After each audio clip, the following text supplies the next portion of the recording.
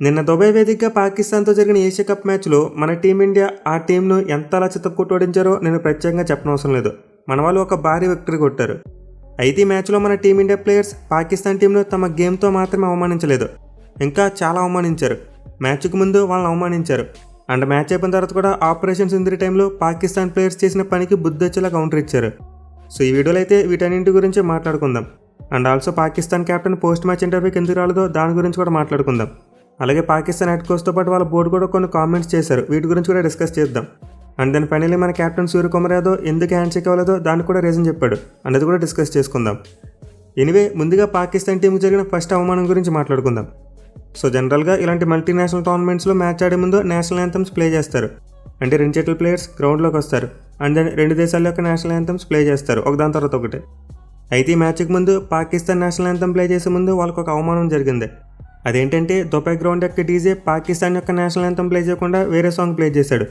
అది కూడా జలేబీ బేబీ అని చెప్పి ఒక ఇండియన్ ఆరిజిన్ కలిగిన సింగర్ ప్రొడ్యూస్ చేసిన సాంగ్ అది. సో ఈ సాంగ్ ప్లే చేసిన టైంలో పాకిస్తాన్ ప్లేయర్స్ అందరూ షాక్ అయిపోయారు. వాళ్ళైతే నేషనల్ యాంథమ్ వస్తుందని చెప్పి గుండెల మీద చేతులు వేసుకుని రెడీగా ఉన్నారు. బట్ తీరా చూస్తే వేరే సాంగ్ వచ్చింది. దీంతో పాకిస్తాన్ వాళ్ళకి తల తీసినట్టు అయిపోయింది. ఇన్ఫ్యాక్ట్ ఇది ఒక ఇంటర్నేషనల్ ఇన్సల్ట్ అని చెప్పుకోవచ్చు. ఎందుకంటే ఒక అంతర్జాతీయ వేదిక మీద పాకిస్తాన్ యొక్క పరువు పోయింది. అఫ్కోర్స్ వాళ్ళకి అసలు పరువే లేదు, బట్ వాళ్ళైతే మరోసారి అంతర్జాతీయ వేదిక మీద నవ్వులు పాలైనట్టు అయింది. అయితే ఇది కావాలని చేశారో లేకపోతే బై మిస్టేక్ జరిగిందో క్లారిటీ లేదు. కానీ ఎలా జరిగినప్పటికీ పాకిస్తాన్ ప్లేయర్స్కి అయితే తల తీసినట్టు అయిపోయింది. ఇక రెండు ఇన్సల్ట్ చూసుకుంటే టాస్ టైంలో మన టీమిండియా కెప్టెన్ సూర్యకుమార్ యాదవ్ చేశాడు. అది కూడా చాలా పొలైట్ వేలో చేశాడు. యాక్చువల్లీ మనమైతే ఆల్మోస్ట్ ప్రతి మ్యాచ్ యొక్క టాస్ టైంలో చూస్తూ ఉంటాం, ఇరు జట్ల కెప్టెన్స్ షేక్ హ్యాండ్ చేసుకుంటారు. కానీ ఈ మ్యాచ్ యొక్క టాస్ టైంలో మాత్రం మన టీమిండియా కెప్టెన్ సూర్యకుమార్ యాదవ్ పాకిస్తాన్ కెప్టెన్కి హ్యాండ్ షేక్ ఇవ్వలేదు. సో ఇదైతే కంప్లీట్లీ సూర్యకుమార్ యాదవ్ ఒక పర్సనల్ థింగ్, అతనికి ఇవ్వడం ఇష్టం లేదు కాబట్టి ఇవ్వలేదు. అయితే సూర్యకుమార్ యాదవ్ దీన్ని చాలా ప్రీ ప్లాన్గా చేశారంట, అంటే పొలైట్ వేలో జరిగేలా చూసుకున్నాడు.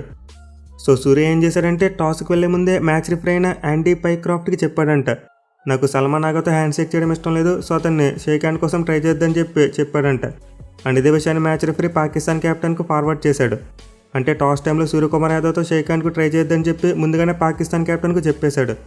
అదర్వైజ్ పాకిస్తాన్ కెప్టెన్కు మొహమ్మద్ అవమానం జరిగేది. అంటే అతను షేక్ హ్యాండ్ కోసం ట్రై చేసి మన సూర్య ఇవ్వకపోతే ఖచ్చితంగా అది పెద్ద అవమానంగా ఉండేది. బట్ సూర్య మాత్రం ముందుగానే మ్యాచ్ రిఫరీకి ఇన్ఫార్మ్ చేసి ఆ అవమానం కాస్త పొలైట్ కొండేలా చూసుకున్నాడు. ఇక తర్వాత ఈ మ్యాచ్లో పాకిస్తాన్కి జరిగిన మూడో అవమానం గురించి మనం ప్రత్యేకంగా మాట్లాడుకునే అవసరం లేదు. మన ప్లేయర్స్ ఆన్ ది ఫీల్డ్ చితక్కొట్టేశారు పాకిస్తాన్ టీంని. బౌలింగ్, ఫీల్డింగ్, బ్యాటింగ్ ఇలా మూడు విభాగాలు కూడా పాకిస్తాన్ టీం మీద పైచే సాధించారు. దీంతో పాకిస్తాన్ టీం ఘోరంగా ఓడిపోయింది. కనీసం ఒక పెద్ద టీంలో కూడా కంపీట్ చేయలేక పసికొన ఓడిపోయినట్టు ఓడిపోయారు. బట్ ఎనివే ఇలా జరుగుతుందని చెప్పి మనం ముందే ఎక్స్పెక్ట్ చేసాం. పాకిస్తాన్ వాళ్ళ ఆట గురించి మనకు తెలుసు. గత కొన్ని దశాబ్దాలుగా మన టీమిండియా మల్టీనేషనల్ ఈవెంట్స్లో పాకిస్తాన్ చితక్కొడుతూనే వస్తున్నారు, అదే రిపీట్ అయింది. కానీ దీనికంటే పెద్ద అవమానం మన వాళ్ళు మ్యాచ్ అయిపోయిన తర్వాత పాకిస్తాన్ టీంకి చేశారు. సో ఫోర్త్ ఇన్సల్ట్లో ఏంటంటే మన టీమిండియా ప్లేయర్స్ మ్యాచ్ అయిపోయిన తర్వాత పాకిస్తాన్ టీంతో హ్యాండ్ షేక్ చేయలేదు. మన టీమిండియా కెప్టెన్ సూర్యకుమార్ యాదవ్ 6 కొట్టి మ్యాచ్ గెలిపించిన వెంటనే శివం దూబే దగ్గరికి వచ్చాడు అండ్ అతనికి షేక్ హ్యాండ్ ఇచ్చాడు. బట్ ఆ తర్వాత అసలు పాకిస్తాన్ ప్లేయర్స్ వంక కూడా చూడకుండా డైరెక్ట్గా డ్రెస్సింగ్ రూమ్కి వెళ్ళిపోవడం స్టార్ట్ చేశాడు అండ్ అతని వెనకాల శివం దూబే కూడా వెళ్ళిపోయాడు. అయితే ఈ టైంలో పాకిస్తాన్ ప్లేయర్స్ అందరూ ఒక చోటకు చేరి వెయిట్ చేయడం మొదలుపెట్టారు. అంటే మన వాళ్ళని డ్రెస్సింగ్ రూమ్కి వెళ్ళిపోతున్నారు. సర్లే వెళ్ళిపోయిన తర్వాత మళ్ళీ బయటకు వచ్చి షేక్ హ్యాండ్ ఇస్తారేమని చెప్పి వెయిట్ చేస్తున్నారు. బట్ మన వాళ్ళేమీ డగౌట్కి వెళ్ళిపోయిన తర్వాత తిరిగి వెనక్కి రాలేదు. మొత్తం మన ప్లేయర్స్ అందరితో పాటు టీమ్ మేనేజ్మెంట్ మెంబర్స్ కూడా డ్రెస్సింగ్ రూమ్లోకి వెళ్ళిపోవడం మొదలుపెట్టారు. అయినా కానీ పాకిస్తాన్ ప్లేయర్స్ గ్రౌండ్ మధ్యలో నిలబడి వెయిట్ చేస్తున్నారు, వాళ్ళ బయటకు వస్తారేమో హ్యాండ్ షేక్ చేద్దామని చెప్పి. కానీ మన వాళ్ళు దీన్ని చూసి పాకిస్తాన్ వాళ్ళు వదిలిపెట్టి వెళ్ళలేరని చెప్పి మొహమ్మద్ డోర్ వేస్తారు. అంటే అందరూ డ్రెస్సింగ్ రూమ్లోకి వెళ్ళిపోయిన తర్వాత ఆ డ్రెస్సింగ్ రూమ్ యొక్క డోర్ను క్లోజ్ చేయబోయారు. దీంతో చూసి పాకిస్తాన్ ప్లేయర్స్కి ఇంకా అర్థమైపోయింది, వీళ్ళు తిరిగి వెనక్కి రారు హ్యాండ్ షేక్ ఇవ్వరని చెప్పి. దీంతో వాళ్ళు ఇంకా చేసేది ఏమీ లేక అవమాన భారంతో తమ డ్రెస్సింగ్ రూమ్కి వెళ్ళిపోయారు. సో ఈ విధంగా మన టీమిండియా ప్లేయర్స్ అయితే మ్యాచ్ అయిపోయిన తర్వాత అసలు ఎక్కడ కూడా పాకిస్తాన్ ప్లేయర్స్కి హ్యాండ్ షేక్ అనేది ఇవ్వలేదు. ఇన్ఫాక్ట్ అసలు ఈ మ్యాచ్ ముందు కానీ, మ్యాచ్ టైంలో కానీ, మ్యాచ్ తర్వాత కానీ ఎక్కడ కూడా పాకిస్తాన్ ప్లేయర్స్తో క్లోజ్గా కనిపించలేదు, అసలు వాళ్ళతో మాట్లాడిందే లేదు. సో క్లియర్లీ మన టీమిండియా ప్లేయర్స్ ఇంటెన్షనల్గానే చేశారు. మన వాళ్ళకి వాళ్ళతో హ్యాండ్ షేక్ చేయడం ఇష్టం లేదు. మెయిల్ ఆపరేషన్ సింధూరి టైంలో పాకిస్తాన్ ప్లేయర్స్ పిల్ల చేష్టలు చేయడం చూసాం. అంటే మన ఇండియన్ ప్లేయర్స్ మన ఇండియన్ ఆర్మీని సపోర్ట్ చేశారు. కానీ కొంతమంది పాకిస్తాన్ ప్లేయర్స్ ఏం చేశారు, వాళ్ళ దేశాన్ని సపోర్ట్ చేసుకోవడం మానేసి మన ఇండియన్ అవమానించేలా పోస్టులు పెట్టారు. ఇన్ఫ్యాక్ట్ ఫహీమ్ అష్రఫ్ అని చెప్పి ఒక ప్లేయర్ ఉన్నాడు, నిన్న మ్యాచ్ కూడా ఆడాడు. అతనైతే పాకిస్తాన్ ఆర్మీ మన ఇండియన్ ఆర్మీని ఓడించేసినట్టు అండ్ దెన్ వాళ్ళ ఆర్మీ చీఫ్ మన భారత్ మాతకు సింధూరు దిద్దినట్టు గిబ్లీ చేసి పెట్టాడు. సో ఆ టైంలో ఈ పోస్ట్ అయితే చాలా పెద్ద దుమారమే రేపింది. ఇంకా తనతో పాటు కొంతమంది పాకిస్తాన్ ఎక్స్ ప్లేయర్స్తో పాటు కరెంట్ ప్లేయర్స్ కూడా కొంతవరకు తేడా పోస్టులు పెట్టారు, అంటే మన ఇండియాను అవమానించేలా పెట్టారు. సో దీనివల్ల రీసెంట్గా WCAలో మన టీమిండియా సీనియర్ ప్లేయర్స్ పాకిస్తాన్తో మ్యాచ్ ఆడలేదు. కానీ ఇప్పుడు ఏషియా కప్లో చూసుకుంటే మాత్రం బీసీసీ ఒత్తిడి కారణంగా మన ఇండియన్ ప్లేయర్స్ ఆడాల్సి వచ్చింది వాళ్ళతో మ్యాచ్. అదర్వైజ్ ఈ మ్యాచ్లో మన వాళ్ళ బాడీ లాంగ్వేజ్ చూసుకుంటే క్లియర్గా అర్థమైపోతుంది మ్యాచ్ ఆడడం ఇష్టం లేదు. పైగా మ్యాచ్ అయిపోయిన తర్వాత పోస్ట్ మ్యాచ్ ఇంటర్వ్యూలో సూర్యకుమార్ యాదవ్ పాకిస్తాన్ టీంని మరోసారి అవమానించాడు.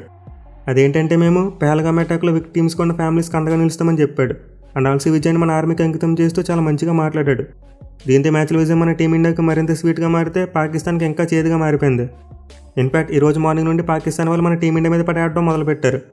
సో ఇందులో భాగంగానే పాకిస్తాన్ క్రికెట్ బోర్డు ఈరోజు ఒక స్టేట్మెంట్ రిలీజ్ చేశారు. అండ్ అందులో ఏం చెప్పారంటే మన టీమిండియా అన్స్పోర్టింగ్ బిహేవియర్ చూపించారంట.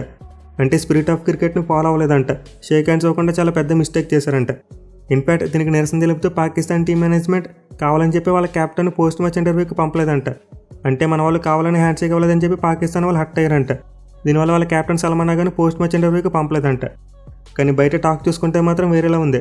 పాకిస్తాన్ ప్లేయర్స్కి ఇంగ్లీష్ మాట్లాడడం రాదు, అందుకే పోస్ట్ మ్యాచ్ ఇంటర్వ్యూకి రాలేదని చెప్పి చెప్పుకుంటున్నారు. బట్ అయినా Pakistan head coach Mike Hesson దీన్ని వేరేలా ఫ్రేమ్ చేశాడు. అంటే మేము మ్యాచ్ ఓడిపోయిన తర్వాత హ్యాండ్ షేక్ అవ్వడానికి రెడీగా ఉన్నాం, బట్ ఇండియన్ ప్లేయర్స్ అది చేయకుండా మమ్మల్ని చాలా డిసప్పాయింట్ చేశారని చెప్పాడు. అండ్ ఆల్సో మా ఆట తీరుతో కూడా చాలా డిసప్పాయింట్ అయ్యామని చెప్పాడు. అయితే మీ కెప్టెన్ సల్మానాకి ఎందుకు పోస్ట్ మ్యాచ్ ఇంటర్వ్యూకి రాలేదంటే అది ఫ్లోలో జరిగిపోయిందని చెప్పాడు. సో మొత్తం మీద పాకిస్తాన్ వాళ్ళైతే మన టీమిండియాను స్పోర్ట్స్మెన్ స్పిరిట్ చూపించిన టీమ్గా ఫ్రేమ్ చేసే ప్రయత్నం చేశారు. బట్ ఈరోజు దీనికి మన కెప్టెన్ సూర్యకుమార్ యాదవ్ ఒక ఫిట్టింగ్ రిప్లై ఇచ్చాడు. అది కూడా మామూలుగా కాదు, చెంప చెల్లుమన్నట్టు ఇచ్చాడు. సో ఆల్రెడీ నేను జరిగిన పోస్ట్ మ్యాచ్ ఇంటర్వ్యూలో సూర్యకుమార్ యాదవ్ కొంతవరకు క్లారిటీ ఇచ్చాడు. అంటే హ్యాండ్ షేక్ ఎందుకు అవ్వలేదు ఇండైరెక్ట్గా చెప్పాడు. మెయిన్లీ మా గవర్నమెంట్ మరియు బీసీసీ ఒక మాట మీద ఉన్నారు అండ్ మేమందరం కలిసి ఇక్కడికి వచ్చాం. అలాగే జస్ట్ మ్యాచ్ మాత్రం ఆడాలని చెప్పి కాల్ తీసుకున్నాం. అండ్ దీనివల్ల మేము మ్యాచ్ మాత్రం ఆడాం అండ్ మా ఆటతో పర్ఫెక్ట్ రిప్లై ఇచ్చామని చెప్పి చెప్పుకొచ్చాడు.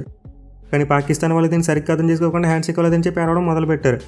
దీంతో సూర్యకుమార్ యాదవ్ ఈరోజు మీడియా ముందుకు వచ్చి మరో రిప్లై ఇచ్చాడు. అండ్ అందులో చూసుకుంటే సూర్యకుమార్ యాదవ్ ఒక బోల్డ్ స్టేట్మెంట్ ఇచ్చాడు. మన జీవితంలో కొన్ని విషయాలు స్పోర్ట్స్మెన్ స్పిరిట్ కంటే పైన ఉంటాయి. అంటే కొన్ని విషయాల్లో స్పోర్ట్స్మెన్ స్పిరిట్ చూపించకపోయినా పర్వాలేదు అన్నట్టు మాట్లాడాడు. సో క్లియర్లీ మన టీమిండియా మేనేజ్మెంట్తో పాటు ప్లేయర్స్ కూడా పాకిస్తాన్ టీంతో హ్యాండ్ షేక్ చేయడం ఇష్టం లేదు. దీనివల్ల మన వాళ్ళు డ్రెస్సింగ్ రూమ్కి వెళ్ళిపోయారు. ఇన్ఫాక్ట్ టాస్ టైంలోనే సూర్యకుమార్ యాదవ్ ఇండైరెక్ట్గా ఒక మెసేజ్ ఇచ్చాడు, మాకు షేక్ హ్యాండ్స్ చేయడం ఇష్టం లేదని చెప్పి. బట్ పాకిస్తాన్ వాళ్ళు అది అర్థం చేసుకోకుండా హ్యాండ్ షేక్ ఇస్తారని చెప్పి వచ్చి అవమానపడితే మనం ఏం చేస్తాం దానికి? సో ఎప్పటికైనా పాకిస్తాన్ బోర్డుతో పాటు వాళ్ళ టీం మేనేజ్మెంట్ అలాగే ప్లేయర్స్ వీళ్ళందరూ ఓవర్ యాక్షన్ తగ్గించుకుంటే బాగుంటుంది. ప్రతిదానికి మన టీమిండియా మీద పడి ఆడడం కామన్ అయిపోయింది. ఇన్ఫాక్ట్ ఒక కొటేషన్ ఉంటుంది మంగళవారం అని చెప్పి. అలా ఉంది ఇప్పుడు పాకిస్తాన్ వాళ్ళ పరిస్థితి. వాళ్ళు మన మీద మ్యాచ్ గెలవలేక స్పోర్ట్స్మెన్ స్పిరిట్ లేదంటే ఇలా మన మీద పడి ఏడుస్తున్నారు. ఇన్ఫాక్ట్ ఒకసారి మీరు ఇమాజిన్ చేసుకోండి, పాకిస్తాన్ వాళ్ళు మ్యాచ్ గెలిస్తే ఏ రేంజ్లో ఆడవడం చేసేవారు. మన టీమిండియా ప్లేయర్స్ ఇంకా సైలెంట్గా డ్రెస్సింగ్ రూమ్కి వచ్చేసారు. కానీ పాకిస్తాన్ వాళ్ళు పొరపాటున మ్యాచ్లో గెలుచుంటే గ్రౌండ్లోనే బట్టలు దించుకుని ఎగిరేవారు. సో ఆపరేషన్ సింధూర్ టైంలో పాకిస్తాన్ ఎక్స్ క్రికెటర్స్ మరి పాకిస్తాన్ కరెంట్ క్రికెటర్స్ చేసిన పని మన వాళ్ళకి నచ్చలేదు. అండ్ దానికి రివెంజ్కి ఇప్పుడు వాళ్ళతో హ్యాండ్ షేక్ ఇవ్వలేదు అండ్ ఇంటరాక్ట్ కాలేదు.